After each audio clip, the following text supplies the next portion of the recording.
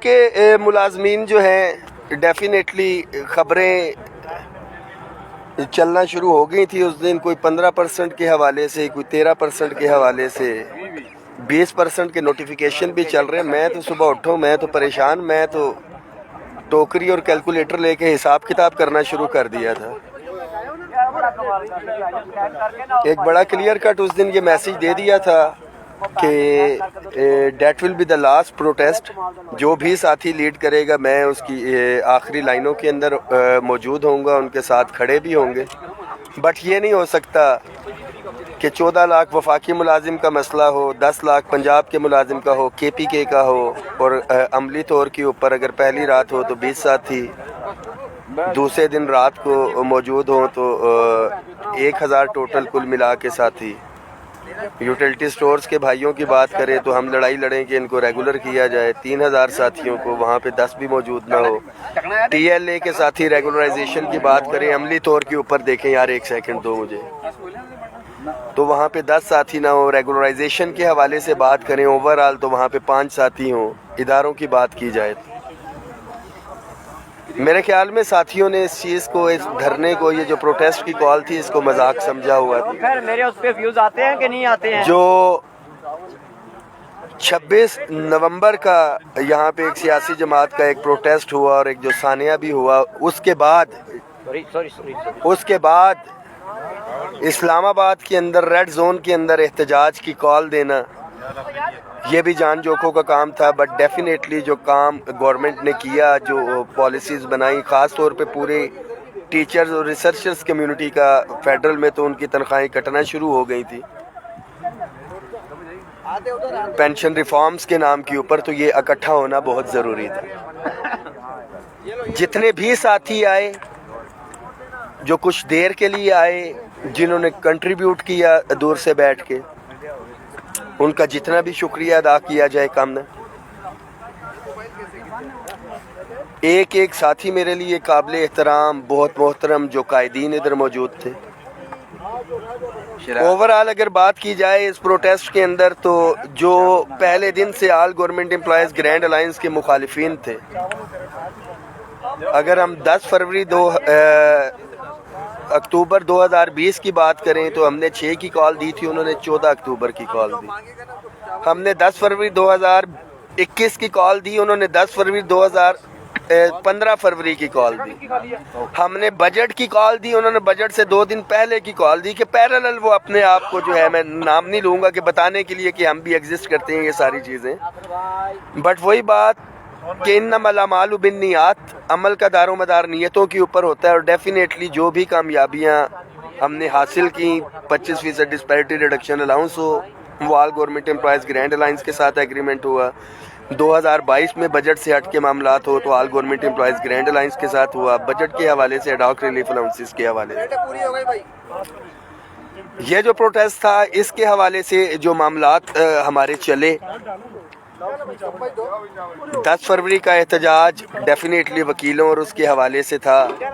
کوئی بھی red zone میں نہیں آ سکتا تھا، وہ ہماری بہتر ایک حکمت عملی تھی۔ آپ نے دیکھا کہ کوئی بھی ریڈ زون اس دن مکمل سیل تھا، مگر 20 تاریخ کو کسی کے اوپر کوئی پابندی نہیں تھی، کیونکہ ہم نے ثابت کیا، یہ تو ملازمین کا کام تھا کہ ملازم وہاں پہ پہنچتا۔ جو پہلا مطالبہ ہمارا تنخواہوں میں تفریق کے خاتمے کے حوالے سے تھا۔ ہمیں بار بار آئی ایم ایف کے حوالے سے باتیں کی جاتی رہیں کہ بھئی آئی ایم ایف ہے، آئی ایم ایف ہے، آئی ایم ایف ہے۔ نو ڈاؤٹ کہ نیگوسیشنز کے اندر رانا ثناء اللہ صاحب کے ساتھ کمٹمنٹ ہوئی، بٹ جب ہم بیٹھے تو ہمیں کہا گیا کہ بھئی یہ تنخواہوں میں تفریق کا جو ایشو ہے، 14 لاکھ میں سے صرف 2 لاکھ ملازمین ہیں جو ڈپرائیوڈ رہ گئے ہیں فیڈرل کو، اور اسی طرح سے صوبوں کے ہیں۔ بہت سے ساتھی جو مخالفین ہیں، جو عملی طور پہ موجود نہیں تھے، وہ یہ بات کرتے ہیں کہ بھئی اس کا فائدہ تو صرف وفاق کو ہوگا۔ تو بھائی بڑا کلیئر ہے کہ جب یہی باتیں انہی لوگوں نے کی تھی جب 25% ڈسپیرٹی ریڈکشن الاؤنس لیا تھا، تو صوبوں کے اندر بھی ملا، جیتے رہو بیٹا۔ اور پھر اس کے بعد جب 15% ڈسپیرٹی ریڈکشن الاؤنس لیا، وہ بھی صوبوں کے ملازمین کو ملا۔ تمام ایڈہاک ریلیف الاؤنسز جب بنیادی تنخواہ کے اندر ضم ہوئے تو وہ تمام صوبوں کو بھی ملے۔ ہمیشہ سے پاکستان کی تاریخ میں رہا ہے کہ گریڈ 1 سے 22 کی ایک جیسی تنخواہوں میں اضافہ ہوتا ہے، مگر یہ 2 دفعہ ہم نے گریڈ 1 سے 16 کو جو ہے وہ جب پریورٹی دلوائی تو 1 سے 16 کو اگر 35% اور 17 سے 22 کو ملا، وفاق میں بھی ہوا تو صوبوں کے اندر بھی وہی اضافہ ہوا۔ پنجاب کے اندر جب اس کے اندر جو ہے ہچ ڈالی گئی، انیشل پہ کیا گیا، بٹ ہم نے بنیاد بنا کے پروٹیسٹ کیا، اور اللہ کا شکر ہے کہ پنجاب کے ملازمین کو بھی وہی رننگ بیسک پے پہ دیا گیا، اور یہ لاسٹ بجٹ کے اندر بھی یہی ہوا۔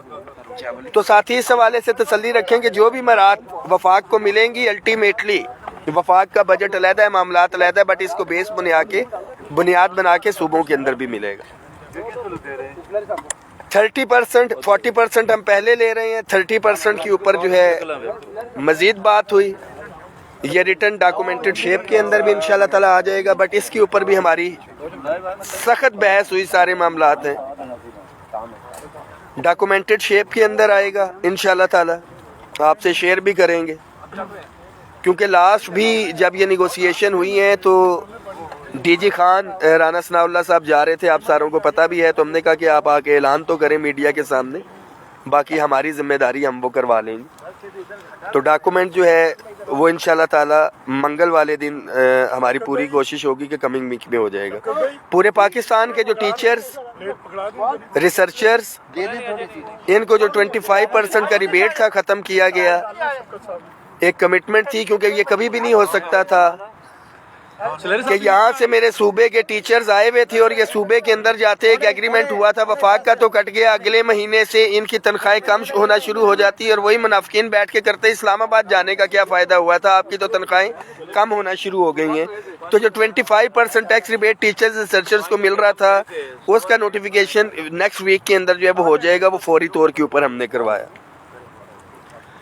اس کے ساتھ ساتھ لیو انکیشمنٹ پینشن اصلاحات کا ایشو تھا، سب سے مین جس کی آئی ایم ایف کے ساتھ کمٹمنٹ ہوئی تھی، سارے معاملات ہیں، اس کے لیے ڈیسائیڈ یہ ہوا، رانا ثناء اللہ صاحب نے لیو انکیشمنٹ کا بھی آپ کے سامنے بات کی کہ وہ ٹیک اپ کریں گے مریم نواز شریف صاحبہ سے، نواز شریف صاحب کے ساتھ، اور اس کو جو ہے ہر صورت میں واپس کروائیں گے، کیونکہ باقی تمام صوبوں کے اندر اور وفاق کے اندر جو ہے لیو انکیشمنٹ رننگ بیسک پے کے اوپر ہے۔ پینشن ریفارمز کے حوالے سے ایک کمیٹی بنائی جائے گی، اس کے اوپر ہم اپنی سفارشات دیں گے، ادرز وے آؤٹ دیکھیں گے، اگر یہ ہو جاتے ہیں تو ویل اینڈ گڈ، نہیں تو گراؤنڈ ہمارے پاس حاضر ہے، ہم پھر دوبارہ سے آئیں گے۔ ایک چیز بڑی کلیئر ہے کہ کسی چیز کے اوپر کمپرومائز نہیں ہوگا، بٹ موقع کے اوپر دیکھتے ہوئے سارے معاملات تھے وہ ہم نے دیکھے۔ House rent medical conveyance allowance, اچھا یہ جو 30% ہے یہ ذہن میں رکھیں کہ یہ پے اینڈ پینشن کمیشن کی ریکمنڈیشنز تھی، اس کی روشنی میں بالکل اسی طرح house rent medical conveyance allowance میں بھی یہ ڈیسائیڈ ہوا کہ بجٹ کی صورتحال کو دیکھتے ہوئے اس کے اندر جو ہے اضافہ کیا جائے گا، کیونکہ 30% تو ہمیں انشاءاللہ یہ بجٹ کی جو بات ہوئی ہے یہ علیحدہ سے ملے گا، اس کے علاوہ جو ایڈ ہاک ریلیف الاؤنس ہوگا وہ علیحدہ سے اضافہ ہوگا، اس کا جو ہے house rent medical conveyance allowance کوشن بچے گا تو اس کے اندر جو ہے ریوائز ہوں گے۔ جو ہائرنگ کا ہمارا فیڈرل کا چل رہا تھا وہ ایز پر ریکمنڈیشنز جو ہے جو پی ڈبلیو ڈی کی اس کی آئی ہے اسکیل وائز، پہلی دفعہ جو ہے گراؤنڈ ریالٹیز کے اوپر ہم نے وہ ریکمنڈیشنز کروائی اور وہ اس کے اوپر ہوگا۔ پھر اس کے بعد اگلا مطالبہ تھا ہمارا رول 17A کی جو بات کرتے ہیں، سندھ میں فوتی کوٹا کا نام لیا جاتا ہے، وفاق کے اندر اس کو پرائم منسٹر اسسٹنٹ پیکج کے تحت جو ہمارے یتیم بچے اور بیوائیں ہیں ان کی جو ہے ریگولر بنیادوں کے اوپر بھرتی۔ میں بڑا کلیئر ہوں اس حوالے سے، اسی گورنمنٹ نے ہمارے تمام ملازمین کو ہم نے ان سے ریگولر بھی کروایا، ساتھ ساتھ باقی کام بھی کرنے ہیں نا، آپ کو دکھاتے جائیں۔ اس میں یہ بتا دیں جی کہ یہ بالکل اپنے ہاتھوں سے جو ہے یہ کیا ہے، کیونکہ سپریم کورٹ کا ڈیسیجن